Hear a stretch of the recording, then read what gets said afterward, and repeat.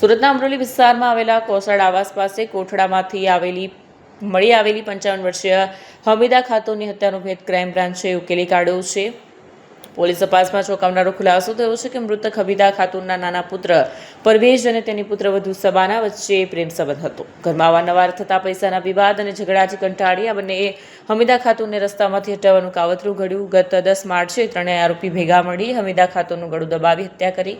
એક દિવસ લાશ ઘરમાં છુપાવી રાખ્યા બાદ તેને કોઠડામાં બાંધી 11 માર્ચના બપોરે હનુમાનજીના મંદિર પાસે ફેંકી દીધી.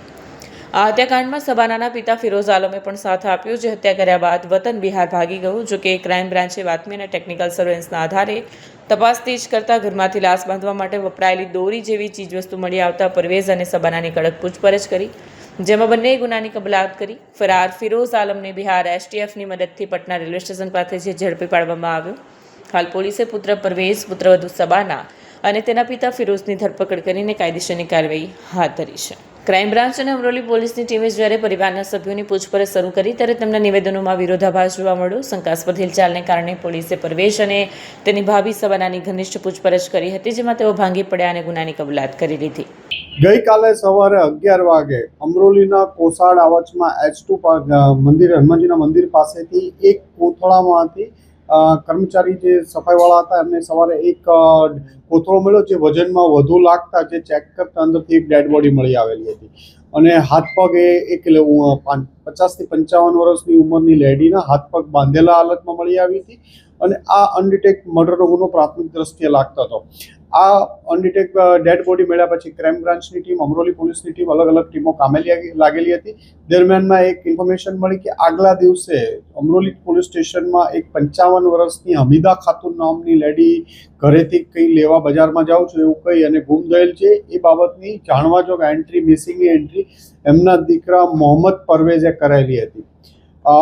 વેરીફાઈ વધુ ડિટેલમાં ક્રાઇમ બ્રાન્ચની ટીમ દ્વારા અને અમરોલી પોલીસ સાથે રાખીને વધુ તપાસ કરતા પૂછપરછ દરમિયાન એમના ઘરના ફેમિલીના શંકાસ્પદ માણસો લાગી આવતા હતા. અને ક્રાઇમ બ્રાન્ચમાં એક લીડ મળી હતી કે જે હાથ પગમાં દોરી બાંધેલી હતી એવી સેમ જે ચિંદી હતી એમના ઘરમાંથી પણ મળી આવી. એટલે એમના ઘરના લોકો આ મર્ડરમાં સંડોવાયેલા હોવાનું પ્રાથમિક દ્રષ્ટિએ લાગતા ક્રાઇમ બ્રાન્ચની બધા જ પોલીસ ઇન્સ્પેક્ટરો અને ટીમ દ્વારા એમના બંને દીકરાઓ બહુ બધાની ઘનિષ્ઠ પૂછપરછ કરતા નાનો દીકરો પરવેઝ, જેણે પોતાની મા ગુમ થયાની અમરોલી પોલીસ સ્ટેશનમાં જાણવાજોગ દાખલ કરેલી હતી, તે અને મોટાભાઈ વસીમની પત્ની શબાના, આ બંને આ મર્ડરમાં સંડોવાયેલા હોવાનું હતું. આ બંને વચ્ચે પ્રેમ સંબંધ પણ હતો. આ પ્રેમ સંબંધમાં એમના સાસુ ઘણીવાર એમને પૈસાની બાબતમાં મગજમારી કરતા હતા અને ઘરમાં ઝઘડાઓ થતા હતા. આ બંને એમના જે શબાનાના ફાધર છે ફિરોઝ આલમ, જે બિહાર સમસ્તીપુર રહે છે, એને બોલાવ્યા હતા. આ ત્રણેય ભેગા મળી ગળું દબાવી દીધું, હાથ પગ બાંધી અને પોટલામાં નાખી અને લાશનો નિકાલ કરવા બીજે દિવસે સવારે, આગલા દિવસે 10 તારીખે મારી એક દિવસ ઘરે રાખીને પછી બીજે એક દિવસે બપોર પછીના સમયમાં ઘરમાંથી બહાર ફેંકી અને ફિરોઝ આલમ બિહાર વાપસ જતો રહ્યો હતો. ક્રાઇમ બ્રાન્ચની ટીમે કાલે આ બંનેના ઇન્ટ્રોગ્યુશનના કન્ફેશન પછી તરત જ એની માહિતી મેળવી અને બિહાર એસટીએફ સાથે મદદ લઈ અને એને તરત જ પટના રેલવે સ્ટેશન પાસેથી એને પણ ડિટેન કરાયો છે. ક્રાઇમ બ્રાન્ચની અને અમરોલી પોલીસની એક ટીમ બિહાર પહોંચી એની પણ કસ્ટડી હમણાં મેળવી લેશે. આમ આ ગુનાના 3 આરોપીઓ, શબાના જે મરનારની